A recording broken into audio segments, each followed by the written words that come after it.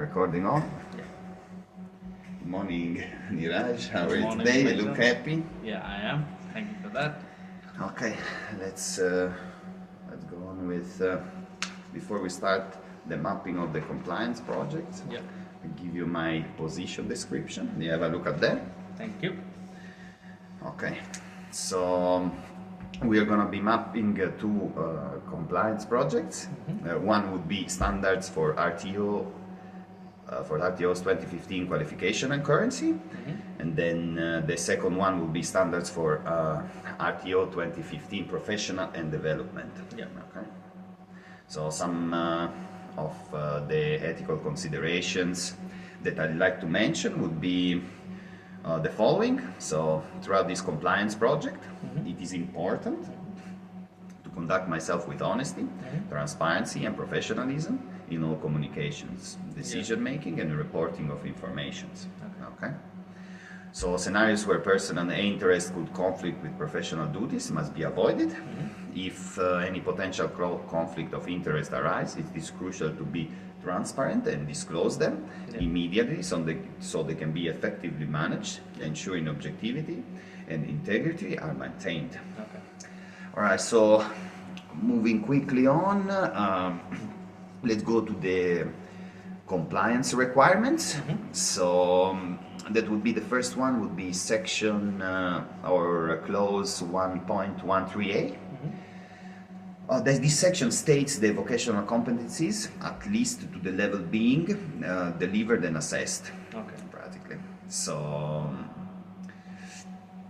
developing that would be, so as a trainer and assessor, I am required to demonstrate current competencies in non-units that I will be delivering, typically by holding relevant qualifications for those units. These credentials are maintained in a register and updated annually. So after completing the BSBAUD41212 qualification, I will be instructing candidates for Certificate 3 in painting. So with my Certificate 3 in painting and decorating, coupled with 6 years of practical experience to the field, I fulfill the necessary requirement to train and assess in this vocational area. So on this specific point, I'm compliant since I have everything that I previously stated. So moving on to the next clause would be 1.13b, current history, which states that current industry skills directly relevant to the training and assessment being provided. So being actively employed as a painter and supervisor at Global MWP PTE Ltd, I possess the necessary vocational competencies and current industries experience to meet all the requirements to train and assess in the field. On this one too, I'm compliant. So again, the next clause would be 1.13c.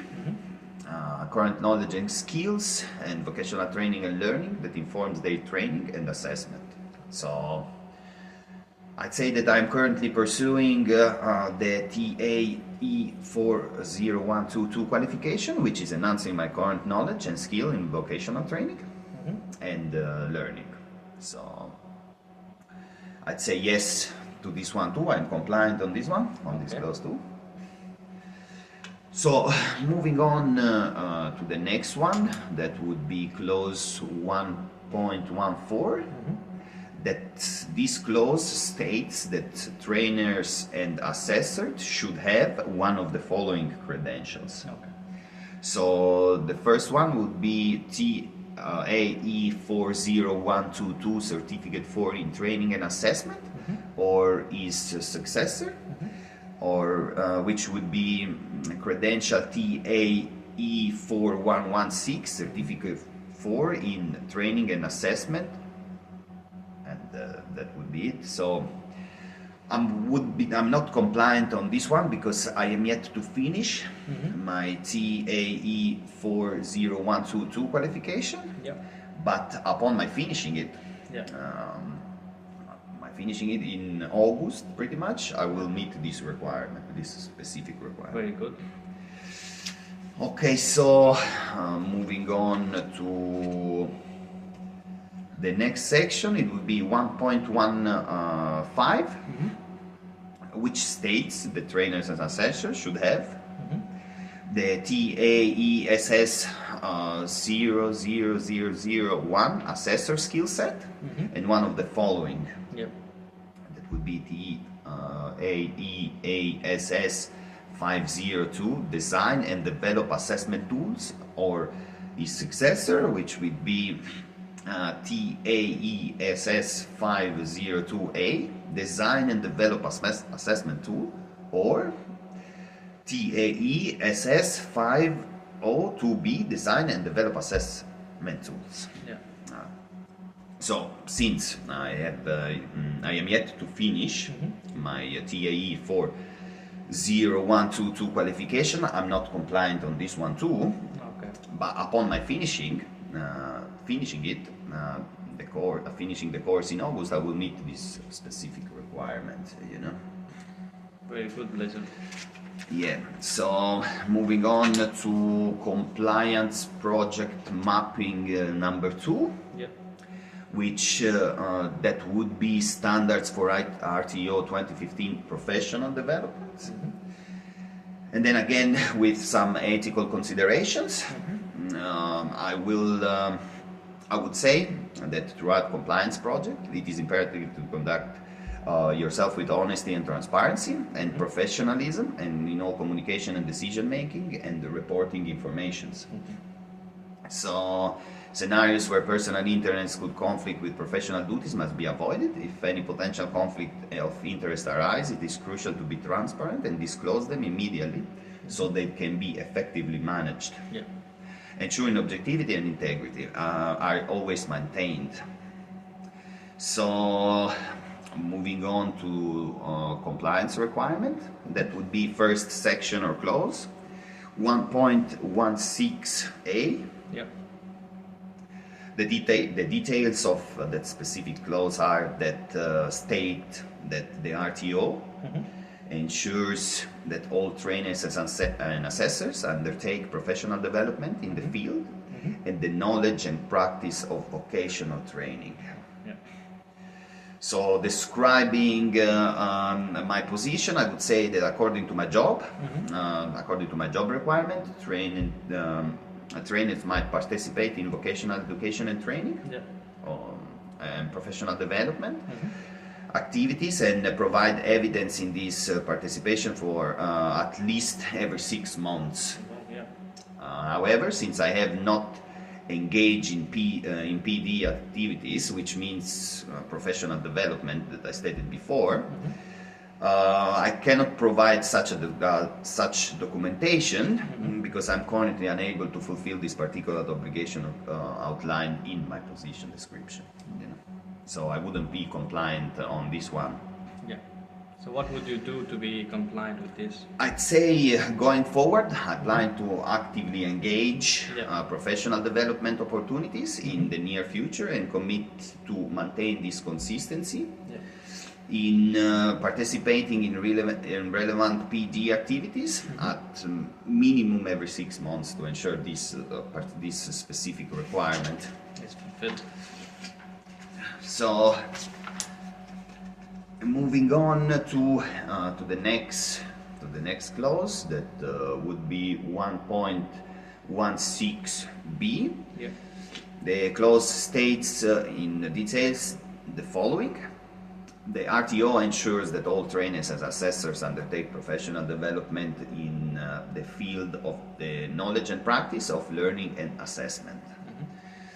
So I have subscribed to VLG to stay informed about the latest development and the best practices in vocational education and training throughout this professional learning community. So I'd say I'm compliant on this one. Yeah. On this one. So the next clause would be 1.16c, which states the following. The RTO ensures that all trainers and assessors undertake professional development in the field of the knowledge and practice competency-based training and assessment. So going into my details on there, I would say that my job description outlined the responsibilities, such as reviewing assessment tasks, ensuring alignment with relevant competency standards, and maintaining consistency across assessments. So I have not yet had the opportunity to actively engage in this specific activity, despite the state's duties involving the evaluation and quality assurance of assessment materials to verify that adherence in the requirement standard and promote uniformity. I have yet to perform this task in practice. So I would be not compliant on this specific one. But moving forward, as a future reference to enhance my professional development and stay current with best practices in assessment, I plan to watch the ASCA Spotlight on Assessment series. Very good. So maybe we can end the session by I'll ask you a couple of questions. What do you think? Yeah. You. So I think it was very well done. I think you correctly mapped your the requirement, the compliance requirement with your practices. Yeah. So I think it was very well done. So yeah. So moving on with the question, you ready? Yep. Okay. So you already. What did you think about my personal compliance on this project? You already stated that. You already stated that. You already replied to that. So how effective did you find the mapping of the compliance project plan? Maybe if you want to enrich your answer a little bit. I think it was very well done, but a couple of things that I would like to highlight. Yeah. Overall, it was a great compliance mapping with your requirements and your practices. That with the position description that he provided me with. But there are a few things that I'd like to highlight over here. I just marked them here while we were doing this. Okay. For clause 1.16b. Oh, 16B, yeah. Yeah. So you mentioned that you would subscribe to, you have subscribed to VELG. Yeah. But I would like to add on to this, like maybe you should do more workshops kind of things that are maybe provided by different organizations or trainers organization, and be more involved in this sector. So I think you should attend more workshops in there. So just to get better. Just to get better. I don't think better quality. I think it's better. Better quality. Yeah, it's better that you have subscribed to VLG. Well, I think it wouldn't be enough. So you need to attend more workshops. I would say. I'll look into that. Yeah. So moving on. Other than that, was very well done. And there's one more thing that I'd like to highlight before we end. Yeah. So for clause 1.13c.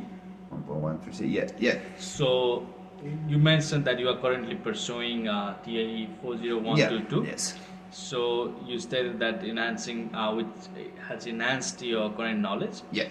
But I think for this to be compliant, because you still have, I think, a couple of more units that you mentioned to be finished with this course. Yeah. So to be compliant with this clause, I think you need to be assessed competent for the whole qualification, and I think you'll be compliant for that specific clause 1.13c. Yeah. So other than that, I think you did a fantastic job, Legend. Good job. Okay, thank you very much. Thank you.